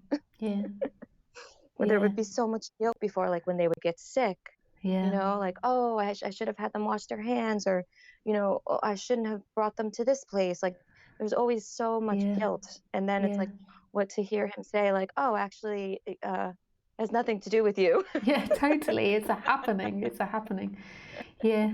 I mean, in a sense it does. Of course, I still have to take precautions. Like I do have them wash their hands, and I do, you know, I do my best. But if it does happen, I don't have to be like, oh, wow, like, oh, I just want to kill myself because it's all my fault. Yeah, totally. And the shoulds and shouldn'ts are just a way of like updating. Originally, they're just a way of updating your system to find and discover better ways of doing things.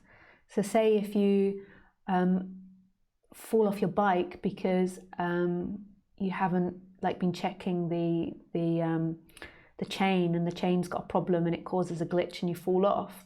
Afterwards, you could say, oh, I should have been checking the chain, you know, like once a week. And it's not that there is someone there that should have been doing that is guilty or is to blame. But what you're doing by saying I should check the chain is you're reprogramming the body mind to take more precaution in order for safety to happen. But it's nobody's fault. It's just that the should is a way of updating the system. So if your kids get sick from because you didn't wash the hands, the next time you know that washing the hands needs to happen. And that's a beneficial and good thing and a positive and empowering thing. It doesn't actually mean that somebody is guilty and that somebody's done something wrong. Yeah, but we so associate, like it has to be painful in order to learn the lesson almost. You know what I mean? Like it has to be painful in order for it to hit home so that you remember next time to do the right thing. It's like as if we don't make it a painful thing, then we won't remember and we'll just fuck up again. You know? So there's that's noticing that, like, oh, it doesn't have to be painful. I can just learn my lesson without the pain. Yeah, because actually, if you really go into it, like a should like that can be really empowering. So say with the bike, you decide that you're going to start, like I should check it once a week. So every Sunday I'm going to check it. If your attitude is right in that moment, that's actually a really positive and empowering thing in, say, the solar plexus. Like if you say it, so with your kids, like washing their hands after they've been outside before dinner, like you can actually feel that can be a really positive feeling in the chakra. It's like it's envisioning safety, it's envisioning good things for your kids, and it's like helping you guys. Like it doesn't have to be a negative of like, oh, you messed up, you made a mistake. Like in the right attitude, it's a really beautiful thing. Like that we can think and that we can do these things. Expansion. Yeah, that's in the place of an expansion. So when you put it in the positive, and when you're not associating with past things or beating yourself up because you feel like you failed, it's actually a really expansive thing, because it's like a way of protecting your family and like doing good things for your family. It's all attitude. We're always taught, because we're being taught by people that are separate and people that are suffering, to put things into the negative, like you say, like hitting ourselves or beating ourselves up for something. Like you're guilty, you can only learn a lesson through pain. Whereas actually, if you're taught in the right way, you can see like mistakes and like difficulties are actually like an amazing lesson to help us grow as a society, as a race, and as an individual. And put in the right light, they can be really empowering and really expansive. It's just the way that we're trained. It's just training, because we're trained from an identified negative mind that feels disempowered.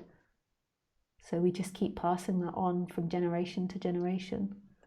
Like as soon as separation happens, there's always a person that feels disempowered and feels guilty and feels shame and feels like it's done something wrong.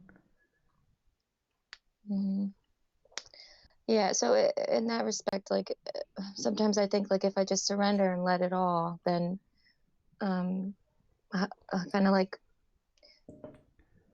then we won't stop bad things from happening. But that's just not true. No, you know? and your attitude will change, because because you're more motivated to what the good is, like you just said, like you're pulled towards the good instead of avoiding the bad, right? I get that. Yeah. So it's okay, like I just have one more question. Yeah, sure. Okay. So, if my whole world and my whole life is just happening like a dream in my head, basically through my brain, like you have said before, right? Yeah. But how can that be if I die, then the story still continues for like my son, say, and for my husband and the other people. So they're in my dream in my head, but they also have their own dreams in their heads that are connected to my dream. Do you know what I'm saying? Yeah, totally. So how can that be though? That's the thing that I sometimes struggle with. It's because it's like, but yeah, like if it's all in my head, but when I die, like the world still exists. It's still here for everybody else. We don't know that. So we can just come back to our first-hand experience. We don't know that there's other people with other experiences. We know them as experiences happening in our experience. So we don't know what happens when we die, and we don't know if other people are having an experience as well. They could be cardboard cutouts in this dream, like a dream at night. They could also be experiencing in the same way you are. So there's like, I don't know how many 8 billion humans, and they're all having their own particular reality. So the way it goes is the brain doesn't contain consciousness. So if it is that there's like lots of us having different experiences, the brain doesn't contain consciousness. So we think that that our brain is conscious. So consciousness. So if you imagine a bag with a light in it, and you poke 20 holes into that bag, and then you put the light into the bag, you'll see light coming out of 20 holes. And that's exactly the same as what consciousness, I suspect, is doing with these 8 billion bodies. Like consciousness can look simultaneously through all these different bodies. And then these different bodies have their different dream. And there is, they are beginning to speculate in science that that the reality that your experience isn't a fixed thing. It's dependent on that which is looking at it. So it depends. So it means that that there isn't this one collective reality that all bodies are looking at. We're looking at the reality in which we're particularly experiencing. So I might be experiencing a school, and the other person, we're not even sure. It could be that they're experiencing like going through space. We don't know how much it's correlated. It seems like we're all having this collective dream, but at the end we don't know how it's all working. And so when you see your child, you only ever see him inside your particular dream as the body. Consciousness, we suspect, is looking from all angles. So consciousness is seeing your child from your angle, and it's also watching you from the child's angle. But but consciousness doesn't have a brain, doesn't have a body. So consciousness is just pure watching. And then your brain is interpreting your child. So it interprets the color of your child's hair, it interprets the child's behavior, it interprets what the child's doing, and it may even be projecting all of that, in the sense that the brain is modifying the way in which your child is behaving, or your brain is totally making up that there is a child there. We're not actually sure on that level, but it doesn't really matter. And then so it's these different perspectives. From the consciousness perspective, it's looking through all these different brains simultaneously, and then your brain is having your particular interpretation of the world. But from experience level, it's important to remember that you only know one consciousness, and you only know one particular experience, and we don't know if we don't know consciousness is looking through all these other bodies, and we don't know if these other bodies are actually experiencing like this body is. So you don't know that there is consciousness looking through your child. We just presume that's the way. So that's really funky. Right. Yeah, so it's like the Matrix, kind of, right? Yeah. So when I die, when you die, he could still be here when I die or not. Well, I just am not going to know. I don't know. No. And that's it. That's the end. Yeah. But who you truly are will still be here. So your body will die. That particular perspective will die. So that will transform into something else. But consciousness will still be here because it was never rooted in the body. So there will still be consciousness. We don't know what consciousness will be experiencing if it takes another body, if it experiences as well for another body. We don't know how it will then manifest. But consciousness always remains. It's always here. What will die and transform is your body. So you will still be here. You as your essence. Because consciousness isn't fixed inside the body. So consciousness not now, as even me though, as any identity at all. Just as an energy. Yeah, it just is seemingly looking through. So it feels like consciousness is looking from the back of your head through maybe to the body, to the world, whereas actually consciousness is in all things that are appearing. So it's really spectacular. It's not. So when you die, consciousness will still be that. We just don't know what consciousness will be experiencing. Maybe it goes on to like a parallel universe or a different reality, we don't know, or this world, or look from an ant's perspective, or be reborn. We just don't know what will happen there. But consciousness doesn't die with your body. It will stay where it always is, which is right here, which is what is. Which is really, it just really contradicts everything that we project as a human and think of as a human. So it makes our brain like really dizzy, like, because we just don't think like this. Have you heard of the Headless Way? Yeah, I have. Douglas Harding. Is that who it was? Yeah, Douglas it's a similar thing where it's like, oh, this is not just coming out of my head. I actually don't even have one because I can't really see it without a mirror. This is all just happening. Yeah. Yeah. Nice. That's another person I've got to put on my reference page. It's endless. Like I always forget to put these people up. He's a really beautiful teacher. Yeah. Okay, thank you so much for talking to me. With pleasure. It was lovely to speak to you. Yeah, nice. Thanks for putting all your videos out. It's just really helpful. I appreciate it so much. Oh, pleasure. Thanks for saying that. Are you going to be in the US anytime? I don't think so. I've become lazy in my old age with the internet. I've become lazier and lazier with traveling. So Yeah. maybe Yeah, at well, some point, but I don't think it will be a regular thing because I don't think I could be bothered to travel that much. I hear you. Okay, well, Yeah. I'll see you on YouTube then. Yeah, lots of luck. Thank you. Okay, thank Bye. you so much. Bye-bye.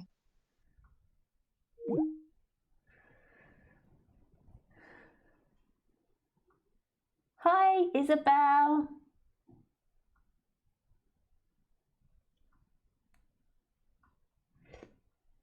Hi, Philippe.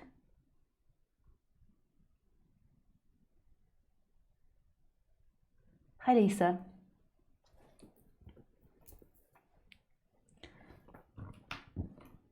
I'm sorry. Pardon me. Hi, Lisa. I've been wanting to get in touch with you. I've come to realize that I'm not my mind. Woohoo! Boop, boop, boop. But who realizes that? It was scary to feel my own person dripping off me while not knowing what I was. Nice. I realize it's my fear and my mind writing to you. I feel like I can't or shouldn't speak at all.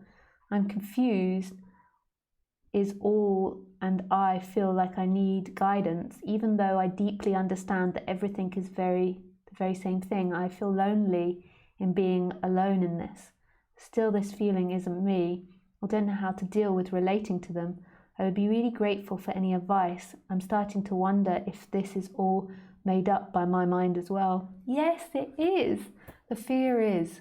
It's a feeling, most probably in your lower chakras, and it comes up as real, and then there's belief in it. There's a belief that that is real.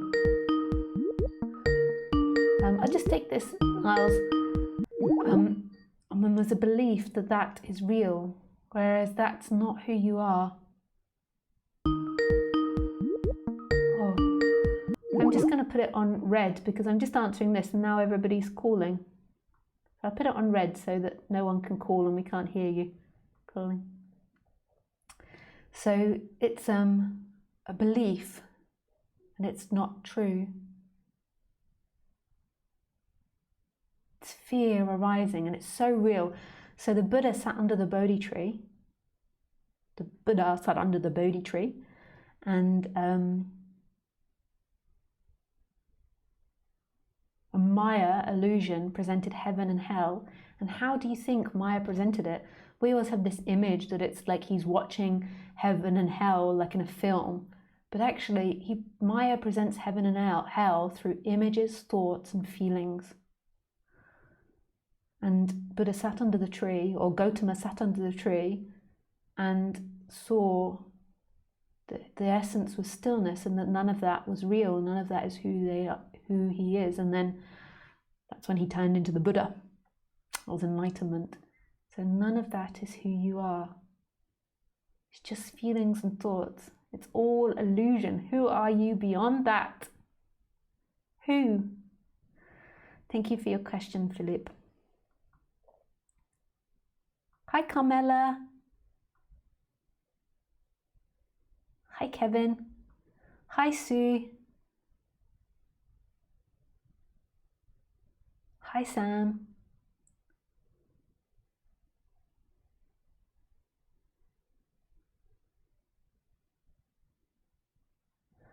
Hi, Lisa. I'm having a spiritual awakening and it's amazing, but how long does it last and how can I fasten this process?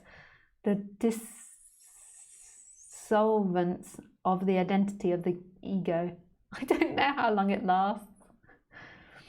And, fasten the process, it's such a relative question. Like, what is fast and slow? And who is this person that it's going to be fastened or slowed up for? Who are you? And who is the person that's even having an awakening? Like, see that none of that, no thought, concept, or idea is who you are. Who you are is this presence. Hi, Sean.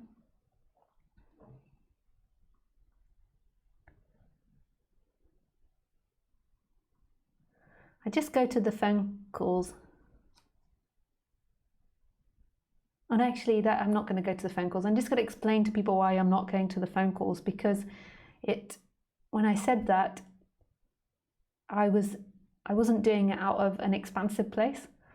I was doing it out of like feeling that they needed that. And actually what I want to do is systematically go through the questions, but it's really not personal. I don't mean to do anything to hurt you. I just feel like it's right, and it feels expansive to go through the questions, and then if I get to you, then I get to you.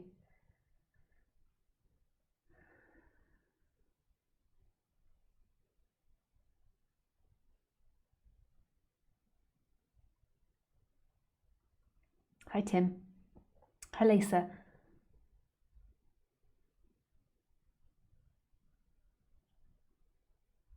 Oh, yeah, I meant to send a message out to everybody in America today, and I forgot that you guys change on the 9th of March, and Europe doesn't change to the 29th of March, daylight saving. So, so now for the next 3 weeks, I think for you guys, it's going to be an hour later, the stream, but I don't know. You're going to have to look it up on the internet. I don't know. But just know that Europe doesn't change till the 29th of March. Why don't all the countries agree to do it at the same time? That baffles me. Like, all the governments could just be like, oh yes, we should all change at the same time, because that makes time zones even more confusing. Hello, dear Lisa. Thank God for this beautiful, lovely, dear expression of God that is you. God bless. Oh, thanks, Simon. What a beautiful message. Hi, Lisa. How are you doing? Tonight I have a question from my wife. Hey, Martin. Oh, no. Hey, oh, I can't ever remember how to say your name. Armic. From my wife. She does not write proper English, so I'm translating below. Okay. Aymeric told me that you have been through an eating disorder when you were younger, namely bulimia. I am 34 now, and I live with anorexia for more than 20 years with ups and downs. I have met dietitians, psychiatrists, and so on, but I still have a lot of difficulties to get over the illness. I have permanent control over food. Now it has extended on other parts of my life, and I have a tendency to run away from the things I really want to do or achieve. I really want to get better now, and I need it because I had more and more health warnings in the last years. Can you share a bit of your experience and give me a piece of advice? Armic also translated one of your videos regarding chakra work for me. I don't know if this body work could help me. I feel often nervous and stressed for no reason. Thank you, Juliet. Thanks, Juliet, for your question. Yes, eating disorders. So I'm sure most of you know from reading my book. It's not my book, but it's translated talks. I didn't write the book, it's translated talks, but I did write the introduction, which is about my eating disorder. It's really funny introduction because I didn't write the rest of the book. The rest is translated from my talks, and I wrote that first book, and I feel the first bit, and I always feel like it doesn't quite match, but it's in there.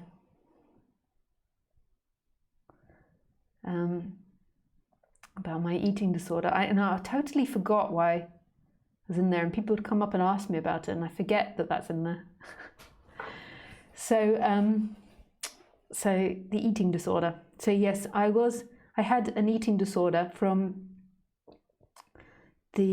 quite a severe eating disorder from about the age of 15 to maybe like 20. The bulimia completely stopped when I was 20, and then I got over the other stuff by 22. But I still have to be careful with food. So I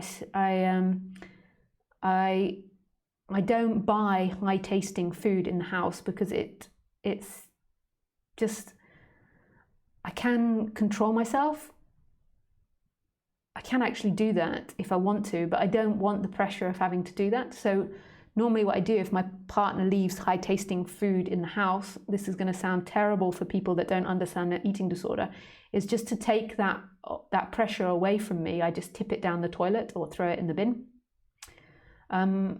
So if I go for high tasting food like crisps or chocolate or whatever it is high tasting food.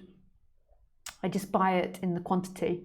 I don't have it laying around the house all day. So I still have this pull towards, I don't really overeat, but I have this pull toward, I don't overeat because I get it so well. Like I just wouldn't. If I can see that there's something I want to overeat on, like this chocolate, I just would chuck it down the toilet. I wouldn't let myself do it.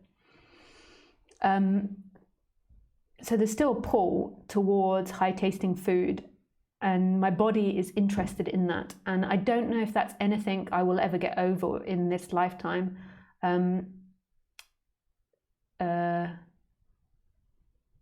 have a tendency towards being greedy. I do think it's a genetic thing. And I think I was also taught it from a very young age, like it was the way my parents ate. So I think it's a combination of these things. And I think also I was highly stressed when my eating disorder was very bad.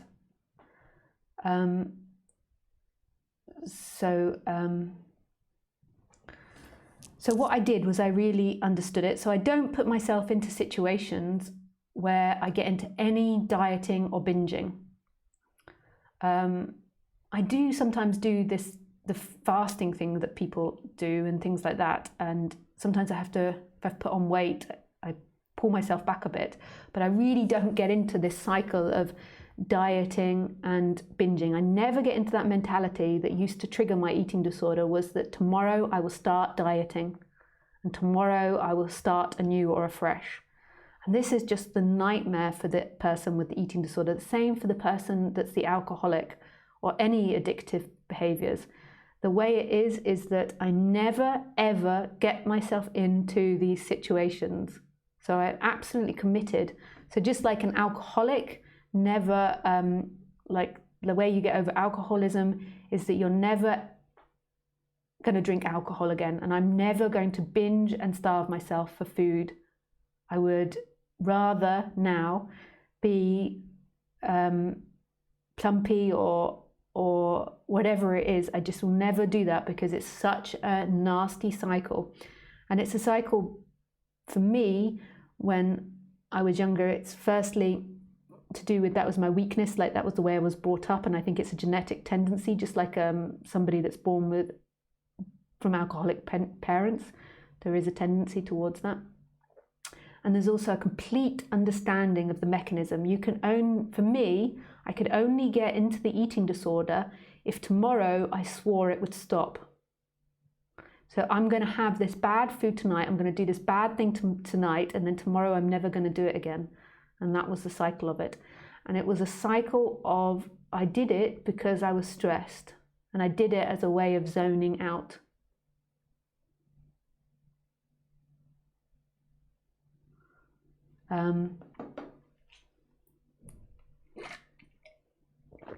And also I have that predisposition of this overeating thing, this addiction thing in the family, and then also the way my parents ate. So there's the combination of these things. So, and I never want to do that again because I know the pain in which it causes. Like, and I logically understand that it starts from this, tomorrow I will stop. Tomorrow I will stop. I would just do it this one more time and then tomorrow I'll stop. And you also have to see that it's God's will. Like, and you have to break down like all your feelings and your ideas about yourself. So when I was 22, I got so annoyed with the eating disorder because I did really inherit it. You know, my parents they didn't mean to, but they put me on a diet because they thought they were doing the right thing the first time when I was like 10 years old. And I remember before that, lots of the time, there'd been lots of like projection onto me about eating disorder and like losing weight. And yeah, there was just lots of issues around food. And what was I saying from that? I forget what I started talking about. Oh yeah, so when I got to 22, I was so fed up with it. My whole life there'd been this problem in the household with food that I thought, fuck it. Now I'm not saying this is the way in which you should recover, because I had done lots of work and I was really like beginning to investigate. I'd started the meditation and everything, and I just thought, fuck it, I don't care if I'm fat anymore. I'm just going to eat whatever I feel like eating. And for 3 weeks, I've told this story before on Livestream, for 3 weeks, pardon me, I ate chocolate for breakfast, lunch and dinner. Like I just ate chocolate non-stop, every type of chocolate, like huge bars of chocolate. And in this, there was something in me that surrendered, and I just began to eat normally after that. There's something really beautiful that happened in this surrender from saying, I don't fucking care if I get fat, I'm going to eat whatever I want to eat.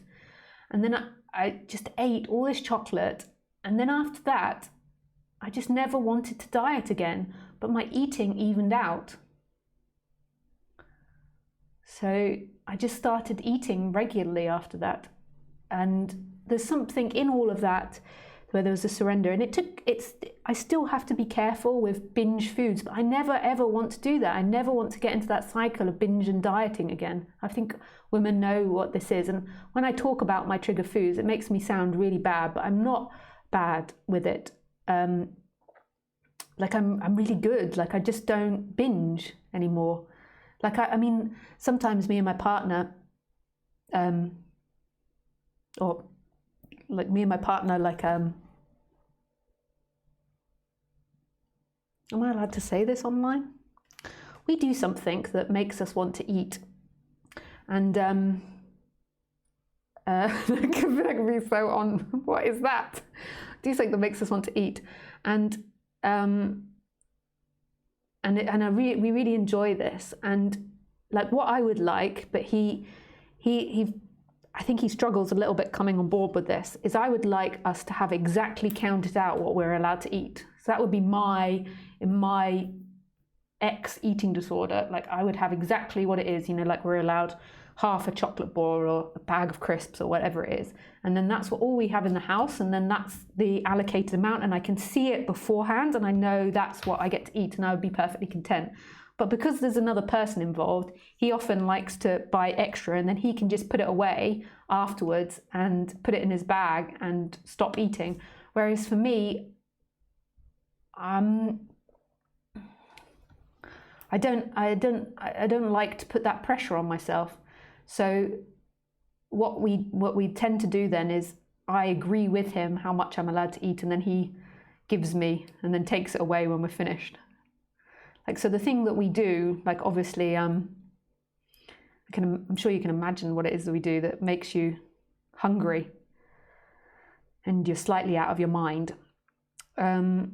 So sometimes I a little bit overeat in that, but not binge in any way. Like I'm talking like a couple of chocolate pieces extra, or something like this. But and so we still haven't found our exactly perfect way, because for me, I would like us to both see exactly beforehand, and then that is comfortable for me. I get to see exactly, whereas he would like to just buy lots and then see how he feels when he finishes, or when he's eating it, and like that. And that's how I, as an ex-bulimic, so they say that bulimic is like alcoholism, deal with it. And I never ever have the urge to go to the shops and be like, I'm going to go and sneakily binge. Like, I mean, I go out and buy myself chocolate bars, but I always buy the appropriate amount, because the binging and the starving cycle is the cycle you've got to break. And it's a mentality, and you've got to work out why your brain's doing it. Like, normally it's because you're stressed, or there's a chemical or hormonal change in your body, and it's a way out for you, and it's something for you to focus on. Like, this is going to be your relief. And then tomorrow you're going to starve yourself, and then you're going to become the perfect human. Like that mentality, and I think so many women can relate to that, is so fucked up. Like, and it's like an acceptance of your body right now, and you just eat an average amount to keep your body sustained as it is right now. The eating disorder, I swear, comes from this idea that tomorrow you'll become the perfect person, and tonight you've got one last evening of being naughty. And that's the same for the alcoholic. It's the same for a hoarder. It's the same for like if you've got a really messy house, tomorrow you'll start, or if you're a drug addict, this is the wrong mentality. So when I did this thing of just eating all this chocolate, something in that broke. And then I just started eating regularly. And I still have to watch myself, but I don't go back into that. Yeah. So, and it's becoming super aware of your body. Like, what is your body craving for? Like this ideal of this perfect woman that you're going to arrive at. Like, why are you craving for that? Or what are you craving for? Or are you craving to disappear? Like, it's really dependent on what, like for some people, if it's anorexia, which is different from bulimia, then it's this idea of, like, it could be an idea of disappearing, like your body wants to disappear, you don't want to exist. With bulimia, for me, it was about emotions. Like when I was sick, it was like a release of the emotions from the solar plexus and from the tummy. And like when I was eating, I was suppressing it, and then it was like a getting out. It was like a numbing.